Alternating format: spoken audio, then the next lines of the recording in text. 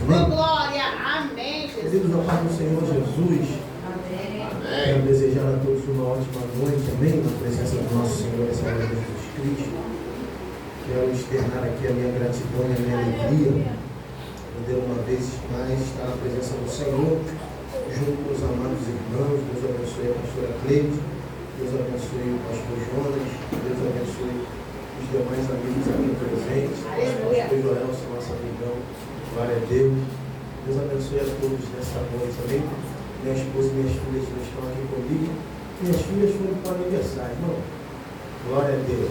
Minha filha do pastor faz aniversário. Eu vou deixar de comer bolo, mas eu vou comer o bolo espiritual. Glória a Deus, glória a Deus. Não acredito que eu vou ficar sem comer não, porque eles vão levar bolo para mim. Mas minhas filhas, minha esposa está no culto, né? E ela rege lá o ministério do louvor. Então ela não poderia estar aqui porque uma irmã já ia se ausentar. Ela teria que estar lá, por esse motivo ela não me acompanha. Mas eu vim, a convite do nosso amigo, pastor Jonas, né? Quero externar minha gratidão e minha alegria. A gente deu uma saidinha rápida, né, irmão? Porque hoje tem culto lá no nosso ministério também.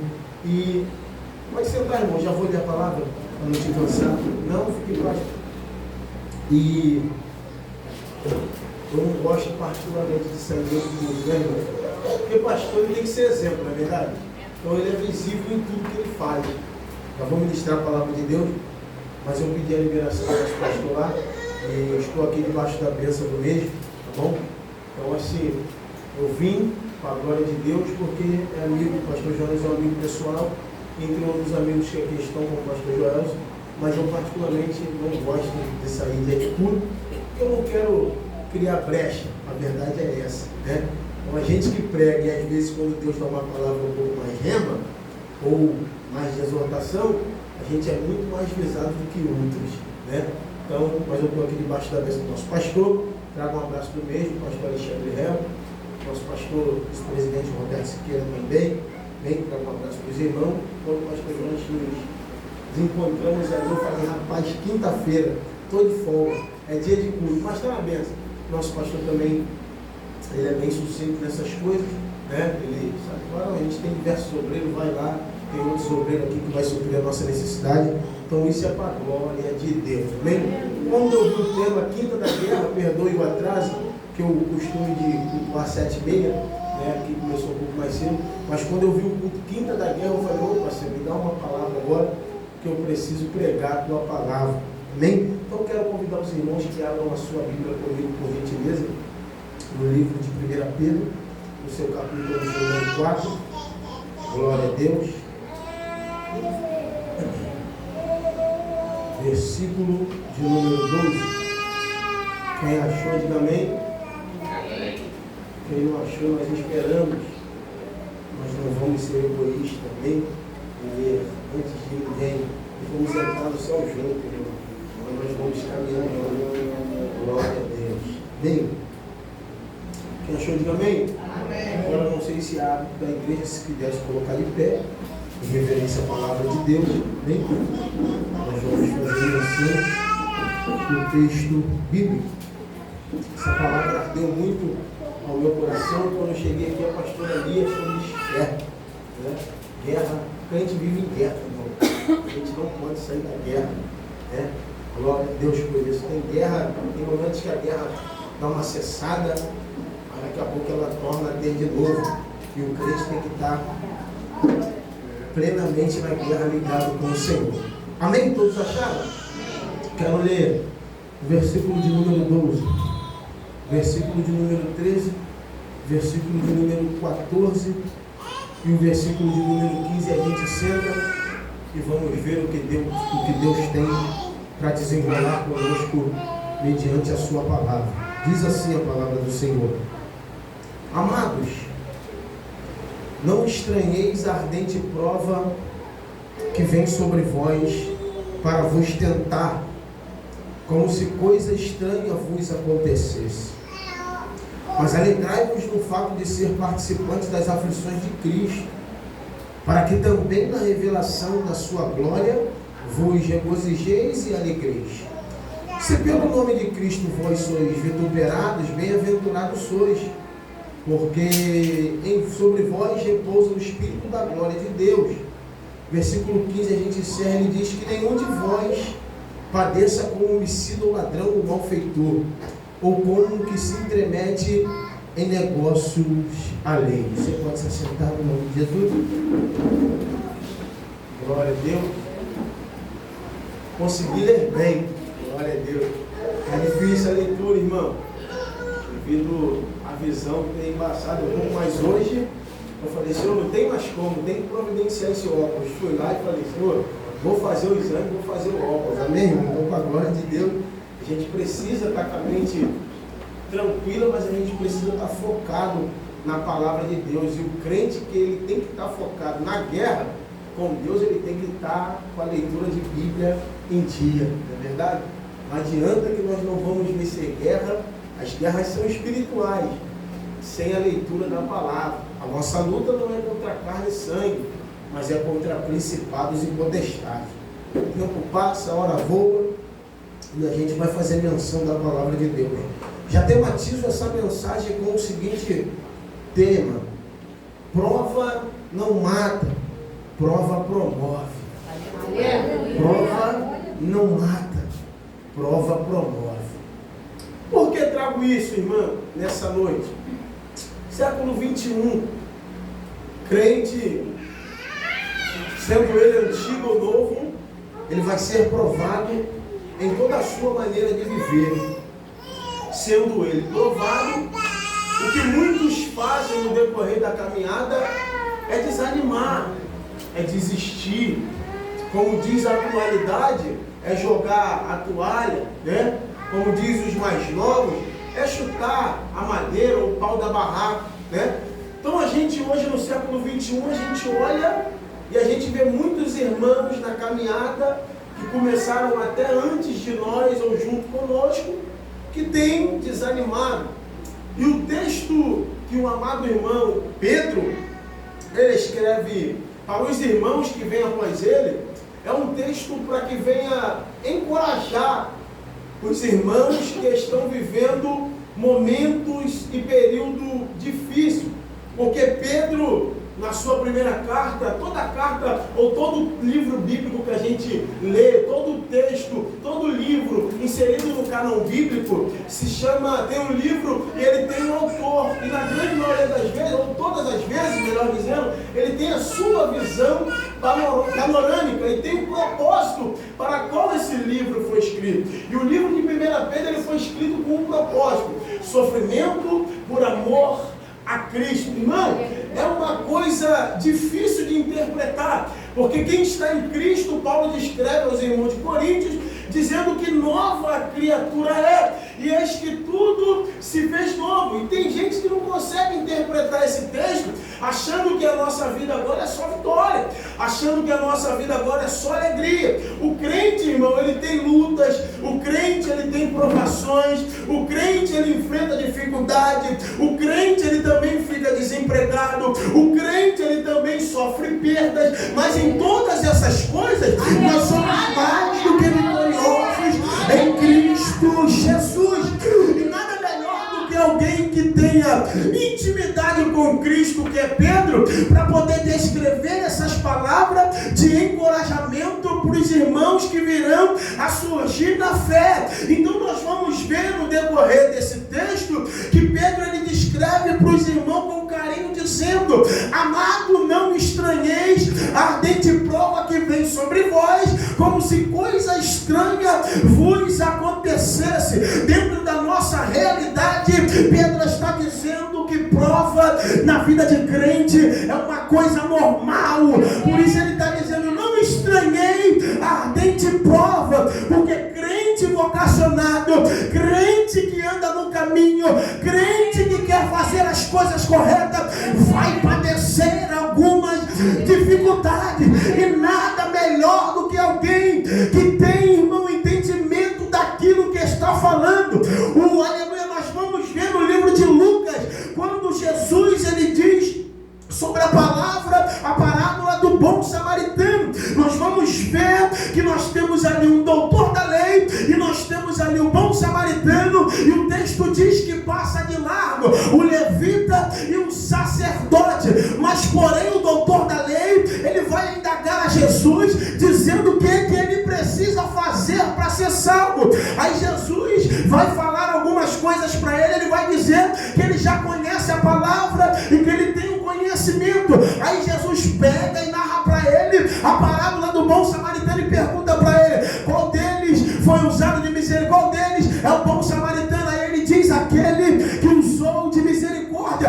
Dentro disso Jesus estava dizendo para ele, então vai e faz igual a ele. Jesus estava dizendo para ele, melhor do que ter conhecimento é ter a vivência, melhor do que ter conhecimento é ter a prática. O conhecimento sempre foi válido, mas a prática sempre foi melhor. O conhecimento sempre foi válido, mas a prática sempre foi melhor. No livro de Mateus capítulo 23, versículo de número 23, os aleluia escribas e fariseus, eles olham para Jesus, aleluia, vê Jesus ensinando, eles ensinam tudo de forma e de maneira correta. Aí Jesus até diz que eles estão assentados na cadeira de Moisés. Aí Jesus olha para o discípulo e fala assim, faz tudo o que eles estão dizendo, porque eles conhecem, mas eles não praticam.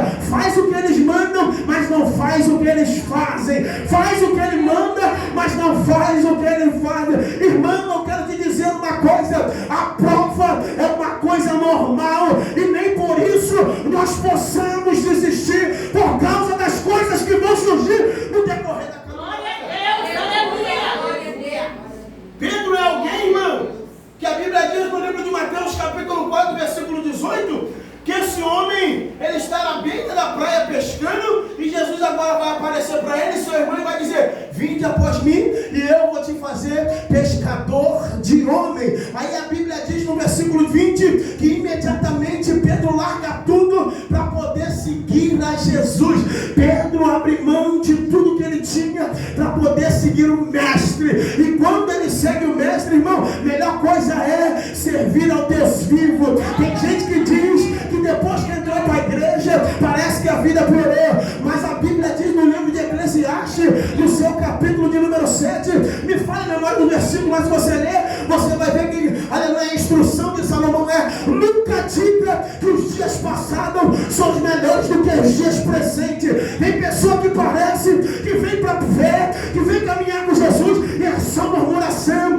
é só reclamação, é só indagação, é só pergunta, e Jesus está dizendo, meu querido, a tua luta não é contra a carne e nem sangue, mas se você estiver em mim e é uma nova criatura, se prepare, porque assim como o mundo me odiou, ele também vai te odiar.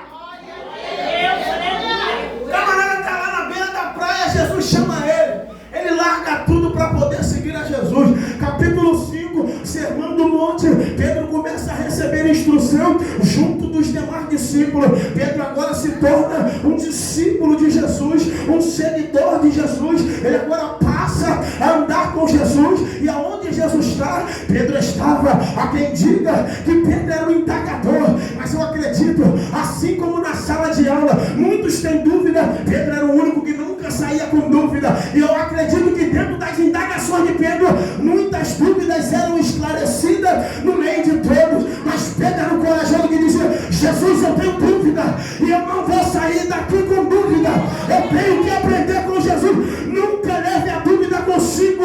Se você tem alguém que possa te instruir na palavra, pede ajuda. Se você tem o Espírito Santo na tua vida, pede ajuda, porque Ele mesmo te revelará o que é o correto e o que é errado, irmão. Ela começa a andar com Jesus, começa a ver Jesus operar milagre, começa a ver Jesus operar sinais, começa a ver Jesus operar maravilhas. Quando Jesus, uma certa feita, no capítulo 16 de Mateus, vira para ele e fala assim, Pedro, tu és Pedro, sobre esta rocha eu edificarei a minha igreja, e as portas do inferno não vai prevalecer contra a igreja de Cristo. Prepare-se para entender que Jesus não estava dizendo que ele edificaria a igreja em Pedro, porque Pedro no original é pequeno, fragmentos de pedra, mas quando ele olha para Pedro, ele diz, Pedro, tu és Pedro, e sobre esta rocha aqui que sou eu, Jesus, eu edificarei a igreja de Cristo, e as portas do inferno não vai prevalecer contra ela. Lembre-se do que eu falei,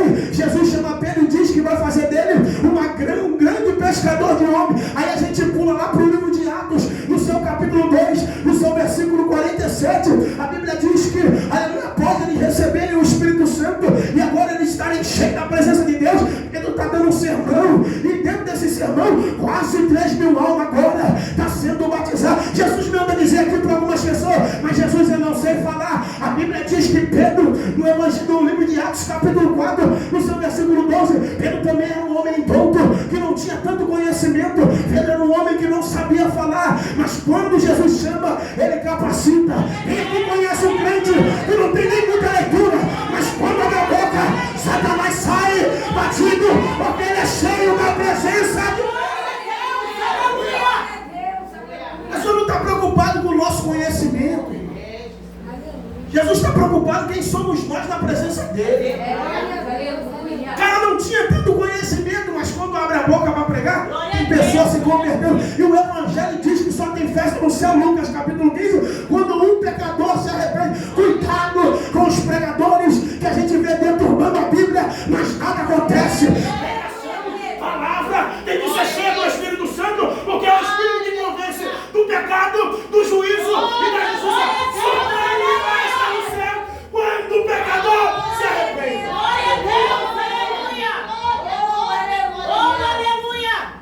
Ele não está preocupado com a hermenêutica. Ele não está preocupado com a homilética. Ele está preocupado se tem presença ou se não tem presença. Pedro era um homem douto, mas era cheio da presença de Jesus Cristo. Era cheio da virtude do Espírito Santo. E o que nós precisamos hoje é ser cheio da presença de Jesus Cristo. Não é estudado? É claro que não. Mas se tem a oportunidade de pregar, seja na Cracolândia, seja no meu trabalho, seja na rua. Eu estou em Isaías capítulo 6. O quê? Eis-me aqui, Senhor. Envia-me a mim. Porque os meus lábios já foram purificados com um alicate de tenaz, com um alicate de braseiro. E Jesus já me purificou e colocou a tua palavra nos meus lábios.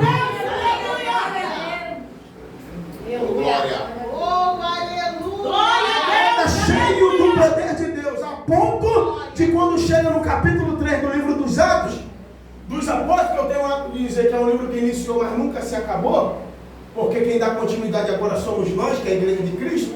O livro de Atos narra sobre a igreja primitiva. Quando o cara se depara com o coxo que está na porta do templo, ele diz o quê? Eu não tenho ouro. João, tu tem ouro? Não. Tu tem prata? Não, mas isso que eu tenho eu te dou. Toma. Levanta e anda.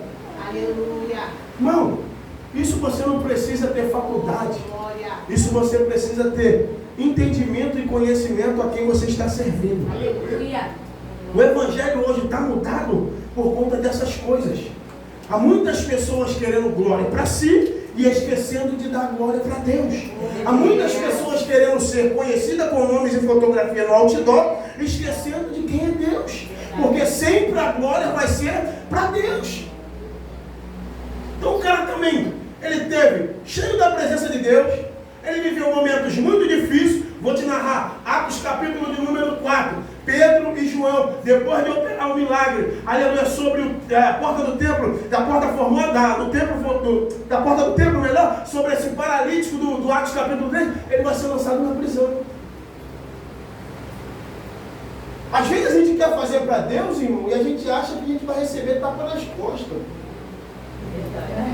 Há tempos atrás você me via andando com um monte de gente. A partir de um determinado momento você me vê muito sozinho, mas junto da presença do Espírito Santo. Aleluia. Aleluia. Porque a gente sofre decepção por abrir porta da nossa casa. É verdade. Decepção não vem de quem é desconhecido, decepção vem de quem é próximo. Calúnia e difamação geralmente não vem de quem é desconhecido, vem de quem é próximo. Mas mesmo assim, a gente continua glorificando a Deus. Glória a Deus, aleluia. O Evangelho tem que ser propagado, irmão. A palavra tem que ser pregada. E nem sempre o nosso sermão vai ser de acordo com aquilo que a gente quer ouvir. Às vezes vai ser contraditória a nossa vontade, perdão. Porque a Bíblia é contraditória às nossas vontades. A gente tem vontade própria e a Bíblia contraria as nossas vontades. Mas o cara era cheio do Espírito Santo, que quando quando chega no capítulo 5, a Bíblia diz que todo mundo está levando pessoas para Jerusalém, porque está todo mundo em cima de Pedro. E Pedro agora não podendo atender a todos, irmão, a sombra do cara está curando. Passa só tua sombra aqui, Pedro, porque os enfermos vão ser curados.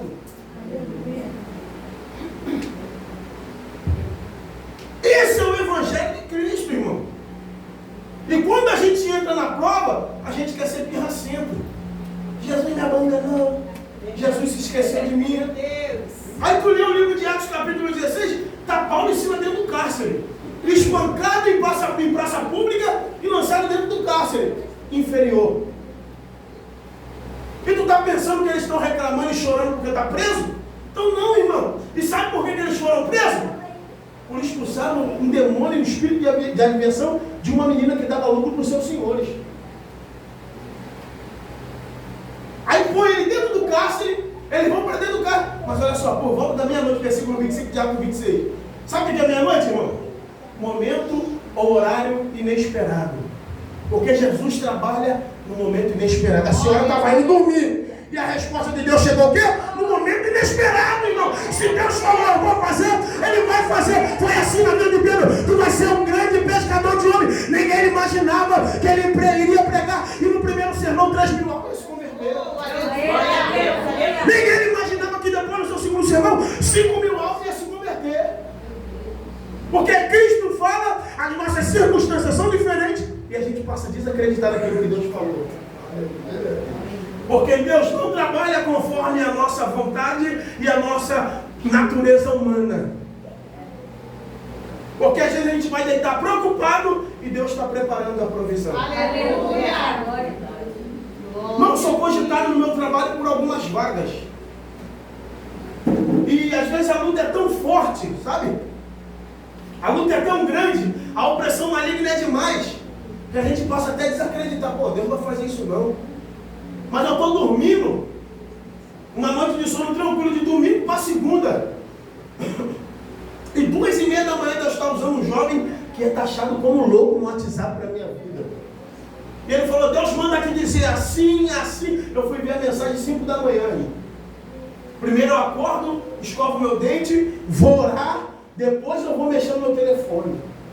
E quando eu abri o telefone, indo para o caminho do meu trabalho, a lágrima começou a... Porque tudo que ele falou é algo que Deus tem cogitado para a minha vida, mas eu ainda não estou vivendo isso.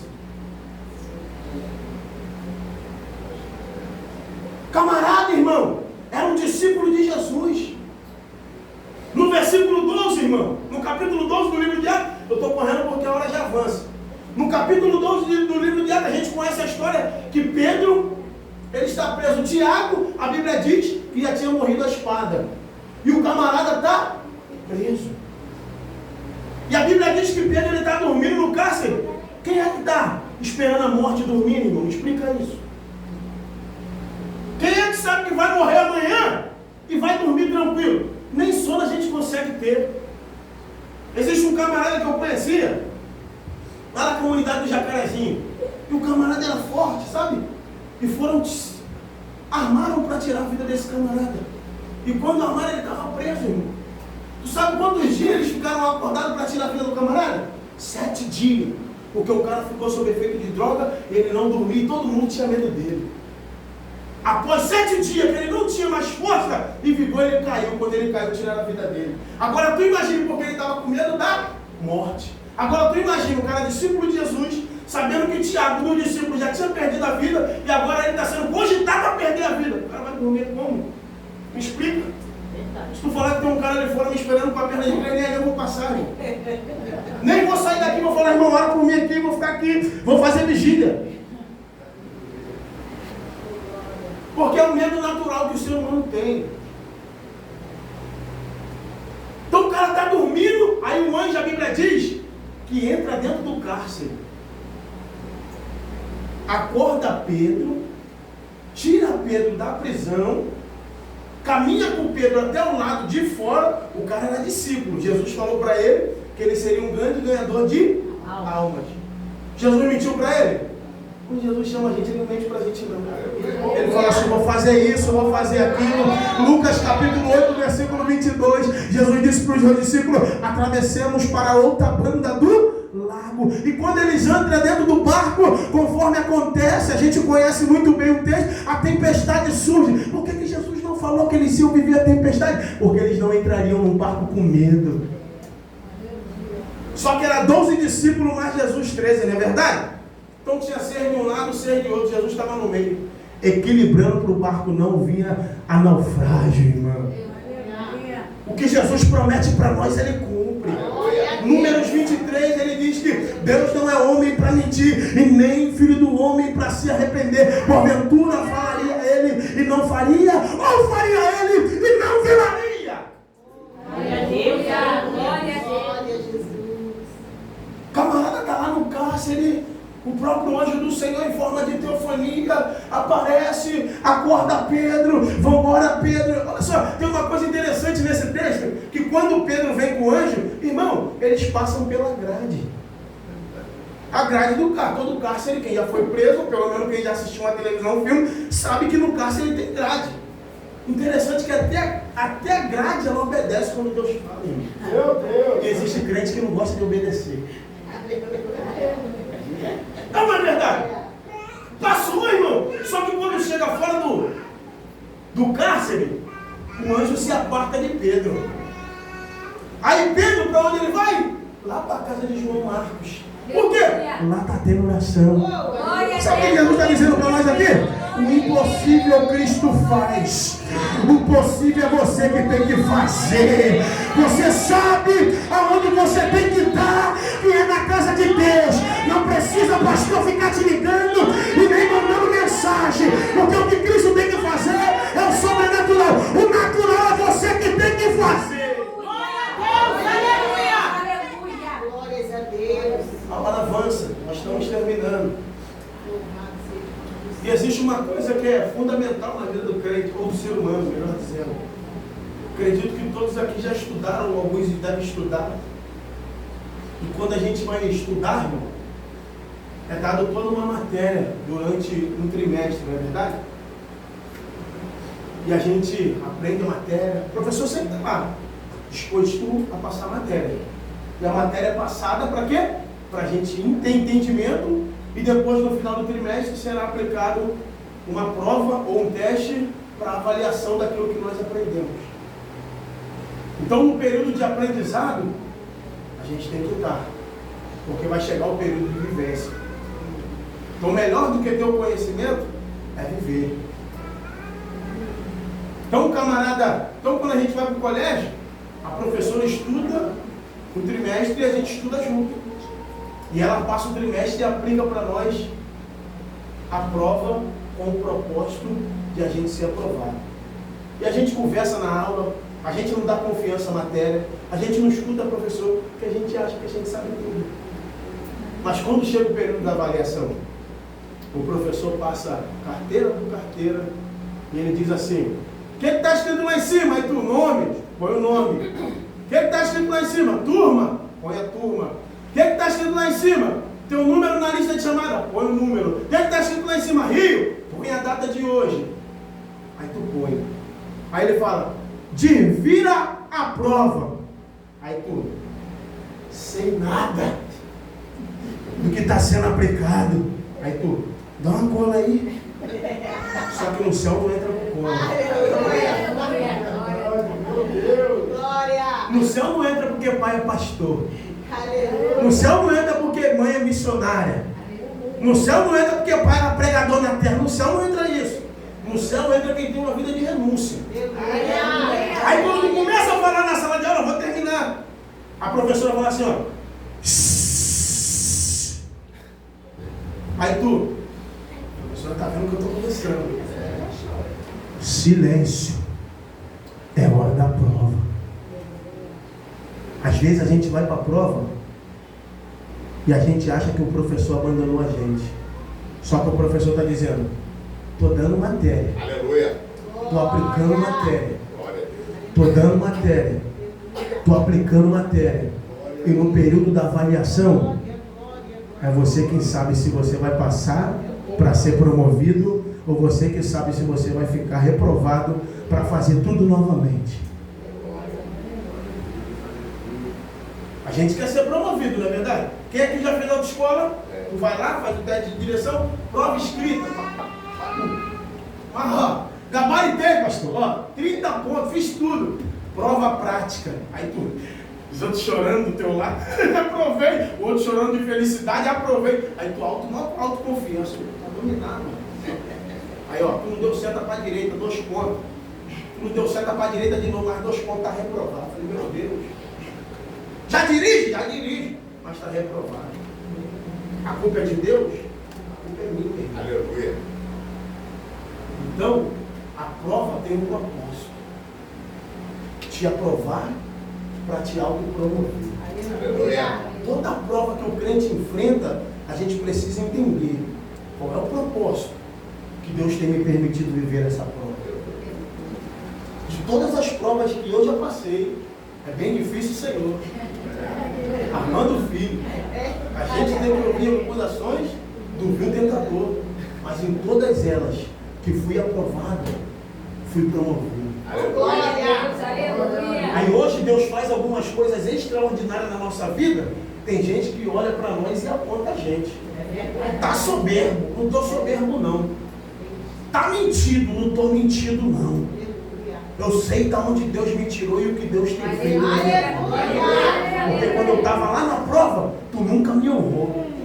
Aí agora tu está me vendo vivendo o melhor de Deus na minha vida. Tu quer agora me paparicar, vamos usar o termo chulo. Prego no pastor Jonas, porque quando eu era diácono, ele me convidava para pregar. Quando o culto era na sala da tua casa, eu ia lá pregar. E hoje Deus honrou com uma congregação e com o ministério, eu vou lá pregar. Aleluia. Mas tem pessoas que chamam? Não dá não, irmão. É soberba? Não é soberba não. É porque dá ouvido que os outros falam a teu respeito. Aleluia. Mas quem aprova o nosso momento, eu tenho isso guardado comigo, raramente conhece a nossa história. Hoje vê a gente promovido porque Deus promoveu. Mas não tem noção do que nós já vivemos na presença de Deus. Já teve período, pastor, que eu tenho o hábito de dizer, a geladeira igual a gaiola do passarinho, rabo de ló, uma prova danada, e tu ia pregar todo bobo. Aí hoje Deus tem honrado, tanto no ministério, quanto na vida secular, quanto na vida profissional, quanto no matrimônio. Deus tem honrado a minha vida, a minha casa e a minha família, e tem honrado a sua também. É só você olhar para trás e ver o que Deus já fez na tua vida. Glória a Deus, aleluia. E agora, por uma simples prova, a gente quer dizer que vai desistir, que vai desanimar e que vai parar. Mas entenda uma coisa, a prova que você vive hoje é porque tem promoção de Deus para a tua vida. Que Cristo abençoe e agradeça a oportunidade em nome de Jesus.